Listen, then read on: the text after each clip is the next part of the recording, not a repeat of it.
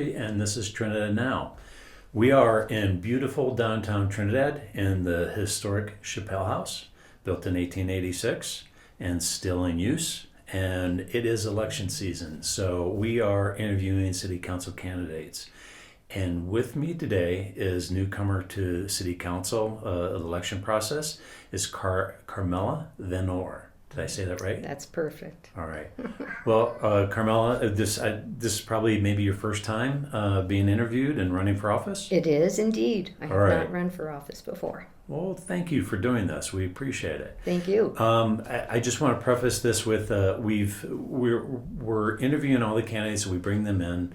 We sit them down and we give them the questions so that you're somewhat prepared. Mm-hmm. And we just ask that you not share that with the other candidates because in order to be fair, what we want to do is interview everybody and then release the things. So Sure. With that being said, everyone, that's been our process. And so we're going to just jump right in. And what we're going to do, Carmella, is we're going to go through about half of these. Okay. And then we're going to take a 2 or 3 minute break. Sounds good. Just to get a drink of water and take a breath. And so if you're ready, I'm going to get started. Okay, yeah. All right. So, Carmella, why are you running for city council? I'm running for city council because I really love this community. I've been coming down to Trinidad since I was 20 years old, and I fell in love with this town.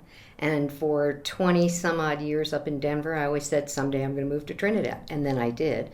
About 17 years ago. Right. And so in that time, I have done community service work in the sense of being the farmer's market treasurer for 6 years, doing some volunteer work at the museum. I can talk about that a little bit more later.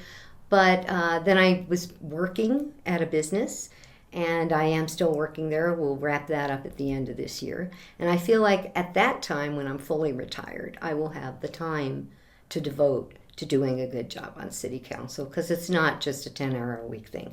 It's not just going to the meetings and reading the materials. And so I think, so that's why I want to run. I want to make the town a better town than it already is. And I feel like I can devote the time that it's going to take to do that. I feel like I'm ready for that now at this point in my life. So that's why. That's the why. My question is, when you bring something up that's interesting, I'm going to follow up on it a Sure. little bit. Yeah. So, and that's what I've done with other candidates before. So what fascinated you about Trinidad? Well, the people, for one thing. When I came down here, I was a young woman in Denver. Didn't know a lot of people. I come from the East Coast. I moved out here with a friend. She didn't like Colorado, so she left 2 months later, and I stayed. Uh-huh. And then I met a gal at the time. We were young women, and she was from Trinidad. Her name was Lynn Prater, and so I used to come down to Trinidad all the time, go dancing at the El Rancho, met a whole bunch of people here, and just they were always so kind. It was a small town, community, kind, welcoming environment, and that was really great for me because I didn't have family here. So I sort of felt like they were family in a way. And then the beauty of the place. I was just captivated by Fisher's Peak, and I live in a place where I have an amazing view of Fisher's Peak, and I take photographs constantly of Fisher's Peak. And I love the landscaping. I like the people. I love the fact that it's a small town. There's something about it that just reached out to me, and I've felt that way ever since. Well, that's the purpose of these interviews is to learn a little bit more about the candidates. Yeah. We have a lot of candidates that a lot of us don't know. Mm-hmm. It's a small town. A lot of us know each other, but it's encouraging to see some new people running for office. Yeah. So let's continue on here. Carmella, what is your most valuable experience that you are bringing to the table? How will this experience benefit the city? I think the most valuable experience I bring is probably my experience as a state employee for 20 plus years. I was in purchasing and contracting, so I did large procurements and projects for the state. And in that capacity, I often had to bring disparate people and groups together to get the project done and realized. Being in the purchasing end, I was not always the most popular person because I was in a leadership role, and people had to do things that I asked and maybe were a little resentful at times. But I was able to bridge gaps between different business units, the community. When I did bids for developmentally disabled people, for example, for services for them, Right. for the state, I would engage the community and reach out to people.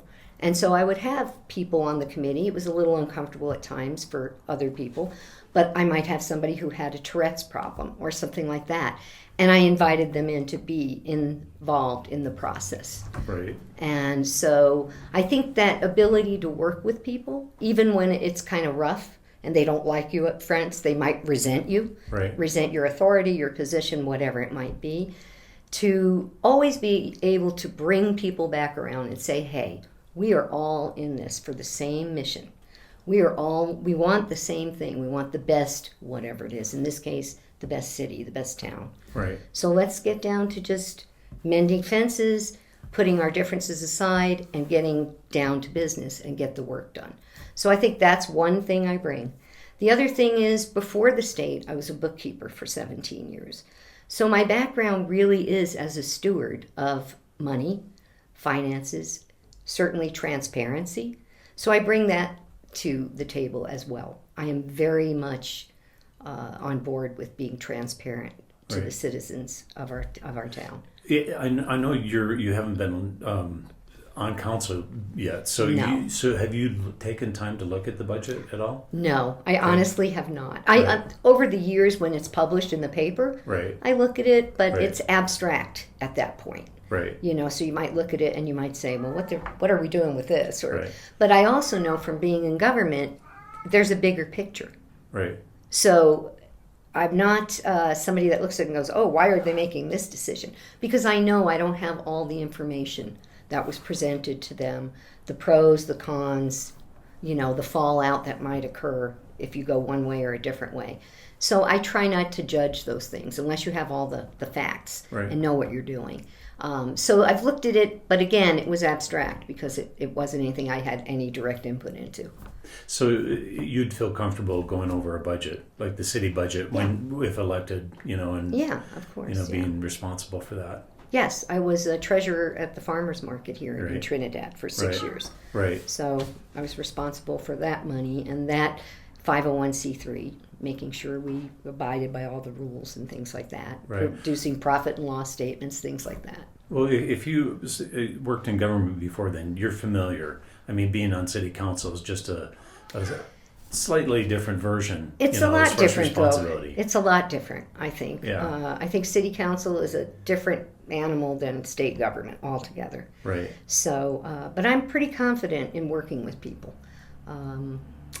So I'm not terribly intimidated by the thought of working with people, and I'm not terribly intimidated by the fact that they may not be happy with me all the time. Well, all right. So here's the next question: how will you balance the needs of all constituents, including longtime residents, transplants, working class adults, families, ranchers, farmers, youth, and etc.?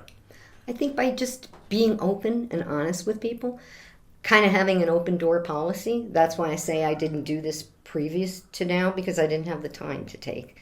And you have to meet with people. I'll give you an example. I talked to a couple of people and they brought up the industrial park. I don't know the history of the industrial park. But one citizen told me, well, the problem was they didn't give the people enough incentives. The other person told me, well, the problem was they gave them too many incentives.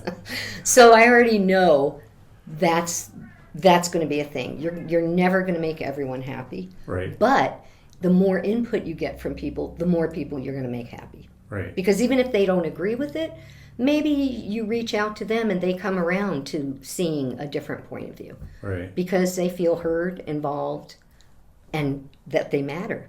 And this is their town. Right. They should matter. Right. So, Interesting. yeah, so Yeah. that's Okay. kind of how I feel about that. How will you deal with inter-council conflicts, council-citizen conflicts, which we've had some in the recent past, and what does conflict resolution look like to you? Again, I think it looks like talking to one another. It looks like getting down to what are we trying to do, and don't get in the way of everybody's position. And you did this, and I did that, and I heard this, and You have to get that all out of the way and just say, this is our focus. This is what we're here to do today. Right. So how to resolve it, I don't know that I can resolve it all the time. Right. But I certainly work to listen to people and try to understand, to really understand their viewpoint and get past their emotional part and, what exactly, why do you feel like this? What is it that you're trying to get out of this? And see what they want. You may or may not be able to do it. We have constraints. Well, one of the hottest issues with the community right now is the homeless issue. It is. What are your thoughts about all that? So I'm going to tip my hand a little here and just tell you, after having a career in bookkeeping and then the state, as my career was going very well, I never had a formal education beyond high school. And so being a state employee afforded me the opportunity to go back to school, to college. So I was a late in life college student, went back to school, and the degree I got was a liberal arts degree with an emphasis in peace and social justice. So Interesting. I felt like, well, I've done business. I don't need a degree in business because Right. I'm not going on to Wall Street at my age. Right. I get a lot of business stuff, and I wanted to study what was near and dear to me. So with that, I am the kind of person who is very empathetic and sympathetic to people's plights. But I also, as a citizen, want a clean, safe town. So you have to reach out to both people. Wanting these people to just simply go away doesn't make that happen. So we have to work together to find some solutions that work for them. Another thing is, if we want to encourage tourism and bring people to town. The job I do now, I'm right on Main Street every day. So I hear from people who come in who are citizens of Trinidad, who are visiting Trinidad. So I hear about which ones are charmed, as I was, Right. and which ones come in and say, wow, you sure have a lot of homeless people for a small town.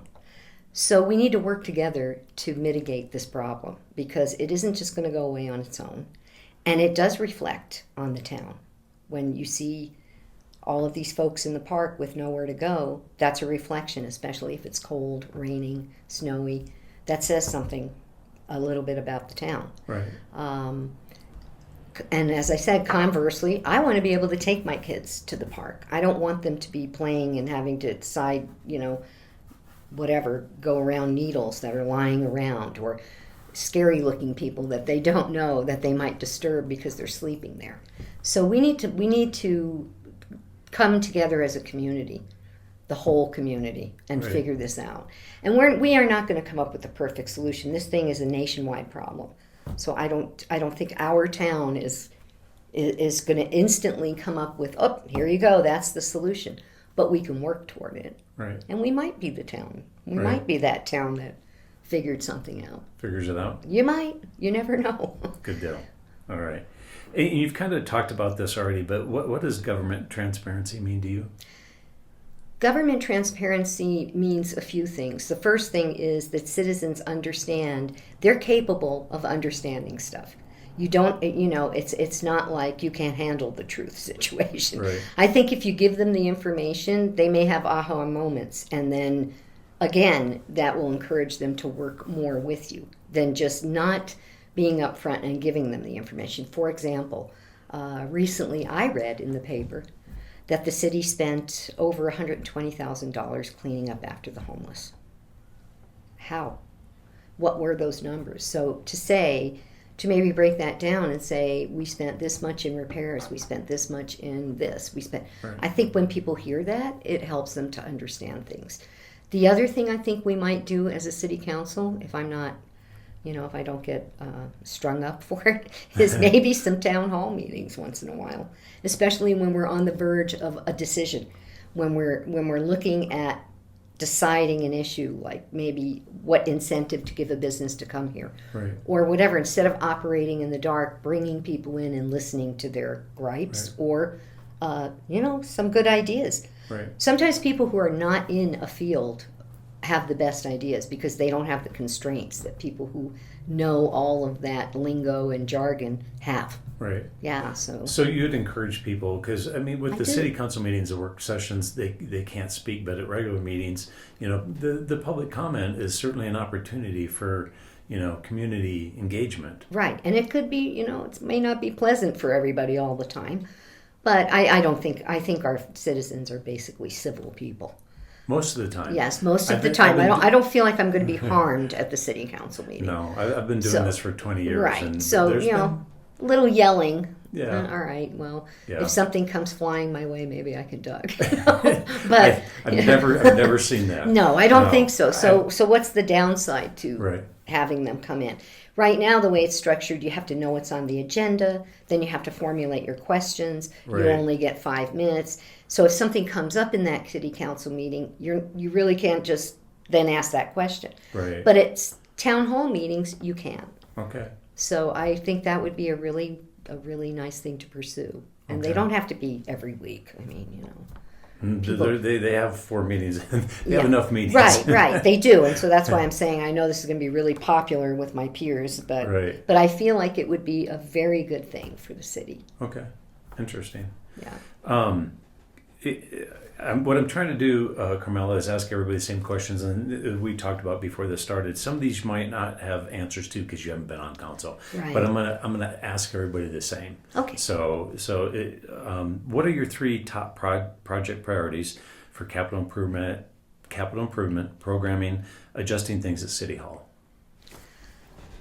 Well, capital improvements, that's kind of a tough one. I really think revitalizing Main Street needs to be a big priority. It's so charming. People are very captivated by it, but we have some serious problems. We have raccoons living in buildings. We have boarded up buildings. I know, and I'm really happy about the fact that there have been some grants given that are going to help with one of the buildings to start Right. doing some cleanup there on the Opera House. That's so great, but it's the first step. So I would say that's something I would like to make a priority. Is that Okay.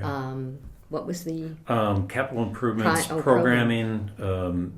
Programming would be, yeah like the swim program or I don't even know if they have the Little League baseball, things like that. yeah. It's- Well, one thing might be, and this could be perhaps an opportunity with the emergent campus, I don't know. But I think it would be great to have young people involved in civics, maybe doing internships somewhere at the city during the summer months, getting familiar with how their town is run and Right. what things are. Just, making photocopies even for somebody, being an assistant. When you're in that, you get kind of sucked in and you say, wow, this is really interesting. And Yeah. that could bring some new energy, certainly to the young people here who may not have a lot of focus about what do I want to do when I grow up. But Right. if nothing else, just a civics lesson. Just to understand how the complexities of how government works. Right. I think that's an excellent idea. Yeah, that would be. I think we all need an education in Yeah, government. well, me too. I don't really So- know how. So when you were talking about programming, I'm going, well, I know I don't really have a direct impact on council. I can't come up with the programs. Right. So, yeah. But that's one of the nice things about a fresh perspective. And you don't have to know everything that's going on, but you'll if you're elected, you'll be indoctrinated and you'll know. And you'll yes. bring a fresh perspective. I'm sure. So I'm going to ask one more question, and then we're going to just take a short break. Okay. So, how do you see City Council helping to secure proper funding for the city to address its infrastructure needs, programming needs, and special projects? Like on the infrastructure, they're putting the capital improvements on the ballot this year, and it's to increase it. But the regular election would be next year. Right. So that's one of the things that I know that they're doing is they've got it on the ballot this year. Right, and I did hear that Tara Marshall was really gracious and gave all the candidates an overview of city government Right. a couple of weeks ago, and that was tremendously helpful. And so she did mention that, and I think that that's an excellent way to generate funding for special projects and for things we want to get done. Is to put them on the ballot and say, okay, this is a temporary measure, tax so to speak. I certainly can't run on let's increase our property taxes. That would not be a good position. So in light of, we are limited in our town financially. Our citizenry is not wealthy, Right. many of them. So that's a hardship, But if we want these special projects done, I think that's a great way to do it. Just give us a vote, tell us about the project. And again, the transparency, the more you tell us, the more you share, the more successful you'll be pushing that through. Right. And then I also think the tourism opportunities that we have. I know tourism revenues are down right now, but I'm an optimist. I think they can come back up. And they wax and they wane. Of course, winter's not terribly good for our tourism. But we have so much talent here now. And so many young folks have come down here and opened up some businesses and made the town a little better than it was a couple of years before that.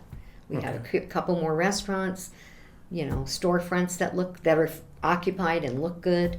So that's so encouraging. Right. So, and this is just an additional question. Being there on Main Street with IPCA, what's your take on tourism? Is up, down, level? It's been down. Yeah. It has been down.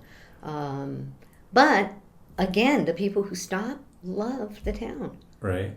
I would say 90% of them are just so charmed. Right. And the store I work in, we all do a really good job of, we should be the auxiliary tourist information center, welcome center. So we give them our little Trinidad book with the downtown map. We tell them about the trolley for something to do during the day. We have other magazines that we give out. We tell them to take the Highway of Legends. I mean, we really sit and spend some time with these people. Right. And they like that we're friendly. So, but I do think tourism is, it is down this time of the year. It's going to start getting slower because there's not so much drawing. I'm very hopeful about the Fancy Spider Festival. Good. And I hope that gets some folks to come into town. I think it will. I do too. Yeah, and I think it will. I've been here for a long time, and I would rather see people take chances to do these things. Sure. And whether you succeed or fail, at least you tried. Yeah. So. I have friends that are going to come up from New Mexico and down from Denver, and we're going to go down and see some bands. So that's great.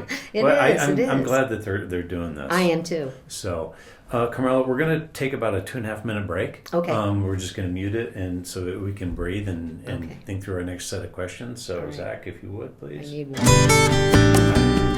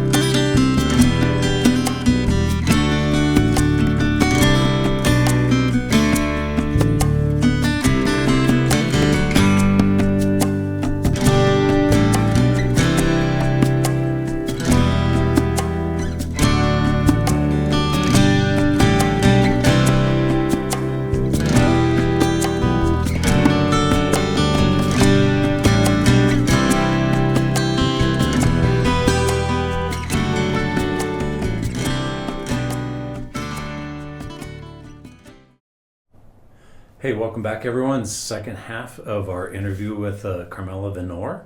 I said that right? It's perfect. All right. Okay. Well, Carmella, we're going to go through our second set of questions. What do you see as the future of Trinidad's economy? And granted, we've kind of spoken about this, but we'll just rehash it. And what steps would you take to move the city towards that goal during your first 4 years on council? So certainly tourism is a big thing. Outdoor tourism, I think, is a big thing, is something that we can cultivate. But that only is, we don't have ski slopes. So that works for the parts of the year that we can offer people something to do outdoors. So as far as economic development, I am really excited about the emergent campus. I went and met with Christine Loudon and discussed with her the tech hub concept. We have high-speed internet. We have, I think, an attractive place for people to come. But also, I am really excited about lifting up the current workforce and training the existing workforce we have to become more employable. It's wonderful if we could get mid-level manufacturing or some other industry to come here, but they need a trained workforce because we don't have the housing to just bring in all these people from somewhere else instantly right now. So training our own workforce, and I know that's something that is an aspect of what they're doing, I think is critically important. So I'm excited about that. What would we do on city council as far to do this is partnering with them, making sure there's really good partnerships between city council, between the county and the emergent campus. All of our resources, Trinidad State College, we have very generous, Jay Chimino's no longer with us, but we have a lot of folks that care about this town. Right. So again, bringing everybody together in the community to try to get this done, we can all be rock stars to accomplish whatever it is we're trying to do. Well, it's a small town, and we certainly do expend a lot of effort to make it as good as we can. We do. And that's why, again, with your running for office, I mean, that's part of the process is getting involved. Mm-hmm. So I think you hit that nail on the head. And again, I'm going to have to review some of these questions because I feel like I'm repeating myself. But what is your overall vision for Trinidad for the next 4 years? I think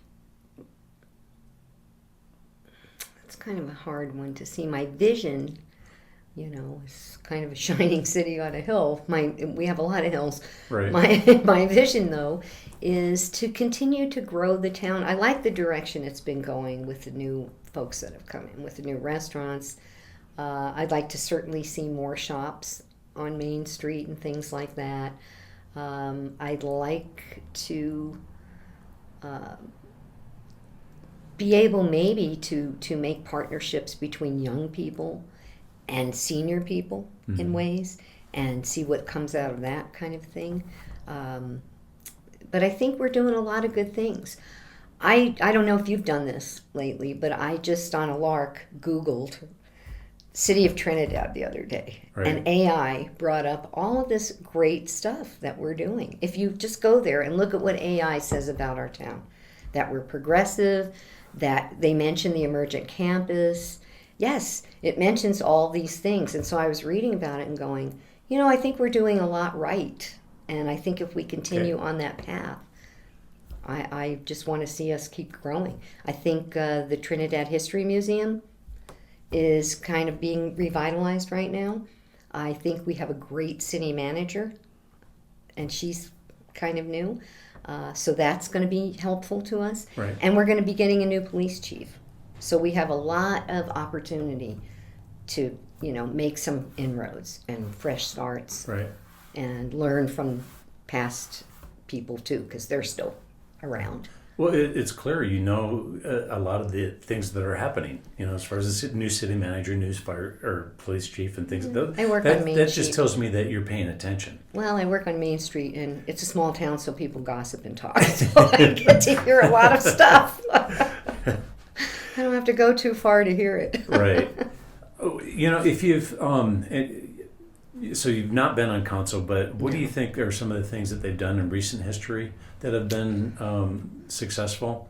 Any projects? And if not, I understand because you haven't You been know, I on council. don't really know. The ones that I saw come to fruition, I'm not so sure exactly who was there and did it. Right. So you know, I think the art space and the creative district effort that's going on is a great thing.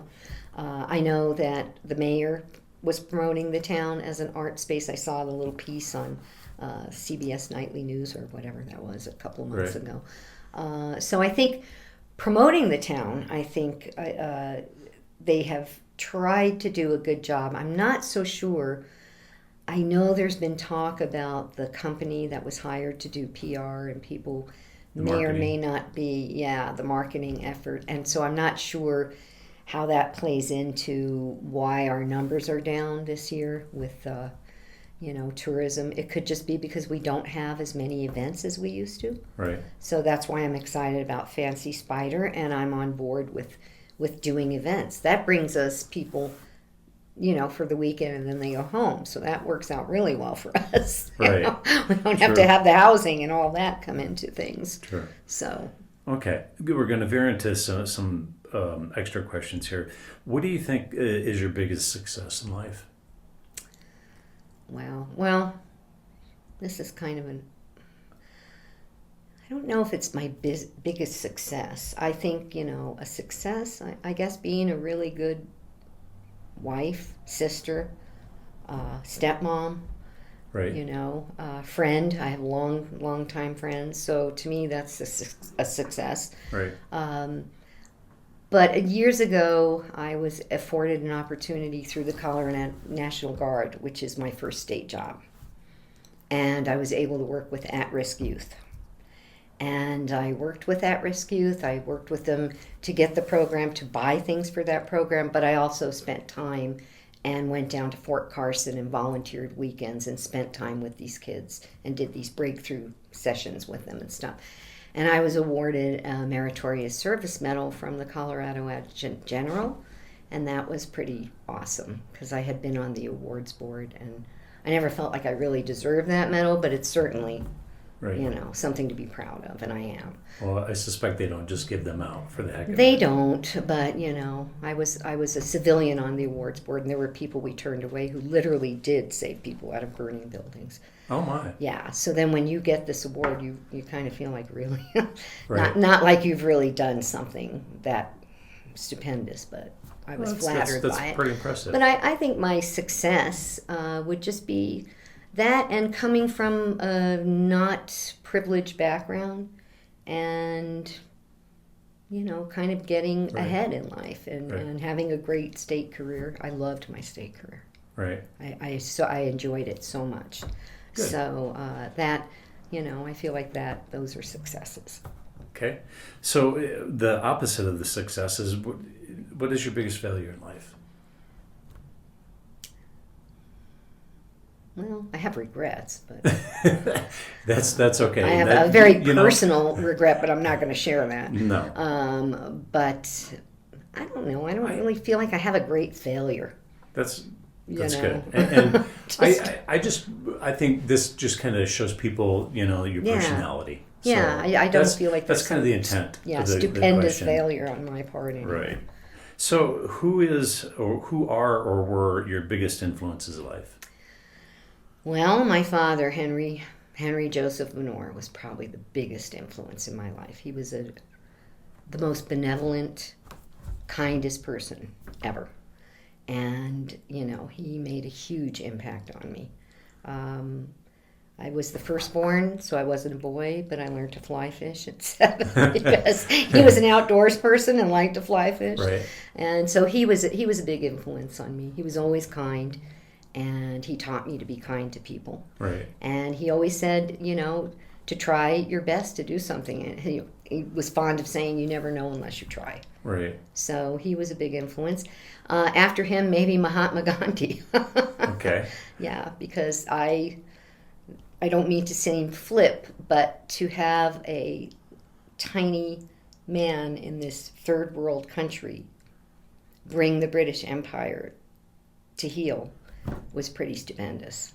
Interesting. Yeah, I mean, I don't know how many people accomplish those types of things. So, side question: How many kids in your family? My family, there are, well, Well, it's you complicated. said We're a with your blended siblings. family. So my But parents, first, your parents and how many my siblings? parents, there's myself and my brother. Okay. All right. Then my parents split up when I was Okay. around 6. Okay. My mother remarried. I have a stepsister who is the same age as me. We are a month apart. And then we have a half sister that is the product of my mother and my stepdad. Okay. So there's 4 of us total. And of the 4 of us, me and my stepsister, who share no blood, are probably the closest. Nice. Yeah. Yeah. And this just helps us again to It's a learn who blended you are. family. I think we all are Yeah, blended somewhat. yeah. Mm-hmm. So last question, as I explained, I don't want to hinder anything that you want to say. So the last question is, you can wrap it up with whatever you want to say. And you're going to look at the camera here with Zach behind it, right. and just address yourself to the people. That way, if I've left anything off the table or anything like that, you can address whatever it is that you want. So as long as you look at the camera and speak away, and we'll wrap it up after that. Okay. Well, I would just like to say that I hope I can earn your vote. I think I bring transparency. I bring a blend of private sector and public sector experience. So I understand the perspectives from business owners, from government employees, and I think I can do a lot of good and work for the best, for the citizens of Trinidad. And I want to have an open door policy. So on my cards, which I'll be handing out around town, I have my email address, and I encourage people to email me and tell me what your concerns are so that I can go into this with a better idea of how I can meet your needs. Thank you. Well, Carmella, thank you. I appreciate it. I've been doing this for 20 years, and I just think civic involvement is really important. It is. And running for office isn't the easiest thing to do. And so thank you for doing that. I wish everyone that's running, the best of luck. But it sounds like you're already kind of hitting the pavement pretty hard, and that's good to hear. I know. I'll be leaving here and knocking on doors again. So, That's fantastic. Yeah. So I'm going to wrap it up, and we'll call it a day. So, ladies and gentlemen, I'm Tom Murphy again. This has been Trinidad Now with Carmella Vanore. I said that correctly. Again. And I want to thank everybody for watching. Tune in. Please like, share, and subscribe to our YouTube channel.